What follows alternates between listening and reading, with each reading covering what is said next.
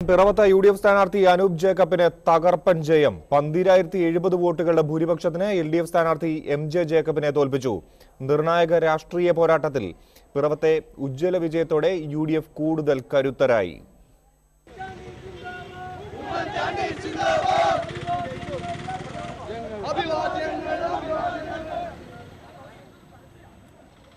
UDFിന്റെ രാഷ്ട്രീയ വോട്ടുകൾ സമാഹരിച്ചുള്ള പിറവം പടയോട്ടത്തെ തടയാൻ MJ ജേക്കബിന്റെ വ്യക്തിപ്രഭാവത്തിനായില്ല.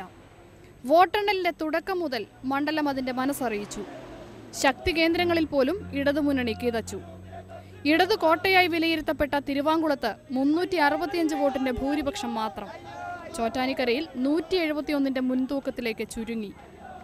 കൂത്താട്ടുകുളത്ത് 1058 വോട്ടിന്റെ ലീഡും UDFിന് ഇടതുമുന്നണി വിട്ടുകൊടുത്തു. വർദ്ധിച്ച 19,000-ഓളം വോട്ടിൽ കേവലം 4,000-ഓളം വോട്ട് മാത്രമാണ് നിർണായക പിറവം പോരിൽ മുന്നണി അക്കൗണ്ടിലേക്ക് വന്നത്.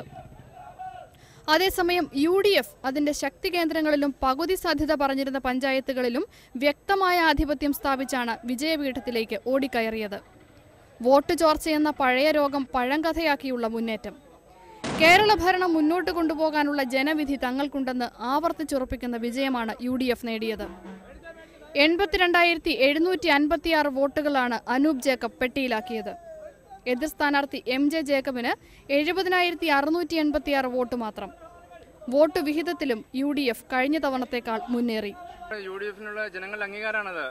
ഗവൺമെന്റ് ജനം അംഗീകരിക്കുന്നു. അതിന്റെ 9 മാസത്തെ ഭരണത്തിന്റെ വിലയിരുത്തൽ തന്നെയാണിത്. അർത്ഥത്തിൽ ഞങ്ങൾ ആദ്യമേ ബഹുമാനപ്പെട്ട മുഖ്യമന്ത്രി ആ വെല്ലുവിളി സ്വീകരിച്ചു. ആ അർത്ഥത്തിൽ തന്നെ ഞങ്ങൾ തെരഞ്ഞെടുപ്പിനെ നേരിട്ടു. ജനം അംഗീകരിച്ചു, ഗവൺമെന്റ് അംഗീകരിച്ചിരിക്കുന്നു. ഗവൺമെന്റ് ജനകീയ ഗവൺമെന്റ് ആണെന്ന് ഒരിക്കൽ കൂടി തെളിയിച്ചിരിക്കുകയാണ്. സർക്കാരിനുള്ള അംഗീകാരമാണ് ഈ തെരഞ്ഞെടുപ്പ്. ഒരു വലിയ മാർജിൻ അത് തന്നെയാണ് കാണുന്നത്. ഈ വിജയം ഞാൻ എന്റെ പിതാവിന് സമർപ്പിക്കുന്നു.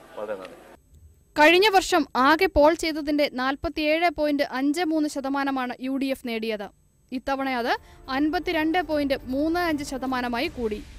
4.82% വർധന. LDFിന്റെ വോട്ട് വിഹിതം 47.41%-ൽ നിന്ന് 44.72% കുറഞ്ഞു. 2.69% ഇടിവ്. BJPയുടെ വോട്ട് വിഹിതത്തിൽ 1%-ന്റെയും കുറവുണ്ടായി. മനോരമ ന്യൂസ്, പിറവം.